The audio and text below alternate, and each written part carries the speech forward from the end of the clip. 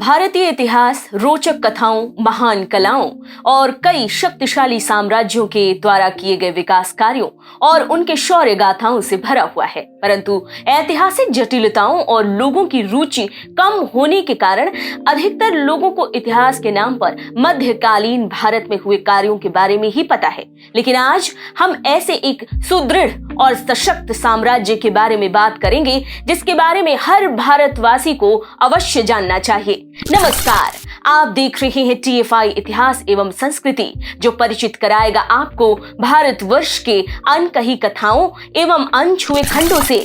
मैं पद्माश्री शुभम आपको अवगत कराऊंगी एक ऐसे साम्राज्य से जो न केवल भारत के विकास की दृष्टि से स्वर्णिम था बल्कि समृद्ध भी था। आगे बढ़ेंगे, लेकिन उससे पहले अगर आपको हमारा काम और हमारे विचार पसंद आ रहे हैं तो हमारे वीडियो को लाइक करें और हमारे चैनल को सब्सक्राइब कर लें। हम बात कर रहे हैं गुप्त काल की। इस शासन के समय हुए विकास कार्यों के कारण ही इसे भारतीय इतिहास का स्वर्ण युग कहा गया है। एक हिंदू साम्राज्य गुप्त राजवंश या गुप्त साम्राज्य को भारतीय संस्कृति के प्रचार प्रसार, धार्मिक सहिष्णुता, आर्थिक समृद्धि तथा शासन व्यवस्था की स्थापना काल के रूप में जाना जाता है, जिसने लगभग संपूर्ण भारतीय उपमहाद्वीप पर शासन किया। उपलब्ध तथ्यों के आधार पर कहें तो कला से लेकर संस्कृति तक और कृषि से लेकर अर्थशास्त्र तक प्रत्येक क्षेत्र में व्यवस्थित रूप से विकास किया गया। मौर्य उत्तर काल के उपरांत भारत में 3री शताब्दी ईस्वी में प्रमुख रूप से 3 वंश उभरकर सामने आए, जिसमें मध्य भारत में नाग शक्ति, दक्षिण में वाकाटक और पूर्व यानी मगध में गुप्त वंश थे। और इन तीनों वंशों में सबसे शक्तिशाली रहा गुप्त वंश। मौर्य वंश के बाद भारत में छिन्न भिन्न हुई राजनीतिक सत्ता को एक करने का काम गुप्त वंश ने ही किया। इसने चहुओर सीमाओं का विस्तार किया और 240 ईस्वी से 550 ईस्वी तक राज किया। गुप्त वंश की स्थापना 240 ईस्वी में संस्थापक श्री गुप्त द्वारा की गई और इन्होंने 40 वर्षों तक शासन कर अपने राज्य की सीमाओं का विस्तार किया। इनके बाद इनके पुत्र घटोत्कच ने 250 ईस्वी से 320 ईस्वी तक गद्दी संभाली। परंतु अभी तक गुप्त वंश उत्तर प्रदेश और बिहार से बाहर न निकलकर वहीं पर राज्य कर रहा था। लेकिन घटोत्कच के बाद गुप्त वंश में एक ऐसे शासक का उदय हुआ जिसे गुप्त वंश का पहला महान शासक और विस्तारकर्ता कहा जाता है। इनका नाम था चंद्रगुप्त प्रथम। इन्होंने 319 ईस्वी से 334 ईस्वी तक शासन किया।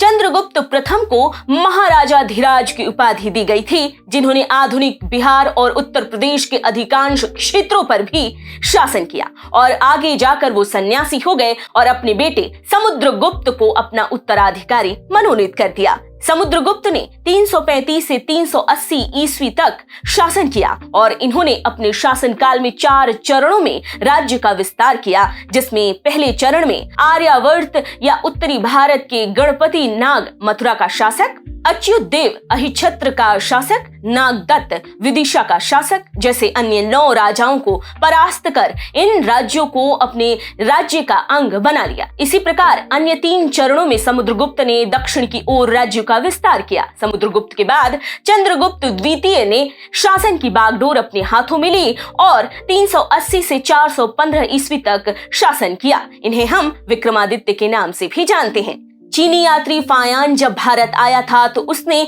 इनके साम्राज्य की भव्यता को देखते हुए इनके शासनकाल को स्वर्ण युग कहा था। चंद्रगुप्त द्वितीय के बाद कुमारगुप्त प्रथम ने 415 से 454 ईस्वी तक शासन किया। पुष्यमित्र सुंग के साथ इनका एक चर्चित युद्ध भी हुआ था, जिसके बाद दक्षिण में इस साम्राज्य ने अपने पैर जमा लिए थे। साथ ही कुमारगुप्त प्रथम ने नालंदा विश्वविद्यालय का निर्माण भी करवाया था। कुमारगुप्त प्रथम के बाद गुप्त वंश में स्कंदगुप्त ही एक शक्तिशाली शासक थे और जितने भी शासक हुए वो एक प्रकार से कमजोर शासक थे, जिस कारण धीरे धीरे माधव गुप्त के शासनकाल तक आकर 550 ईस्वी तक गुप्त वंश समाप्त हो गया। गुप्त वंश जिस स्थान पर फला फूला वो एक ऐसा स्थान था जहां कृषि करने के लिए उपजाऊ भूमि बहुत अधिक मात्रा में उपलब्ध थी और उस समय राज्य की अर्थव्यवस्थाएं कृषि आधारित हुआ करती थीं। वहीं इस काल में शिक्षा को बढ़ावा देने के लिए नालंदा जैसे विश्वविद्यालय भी बनवाए गए।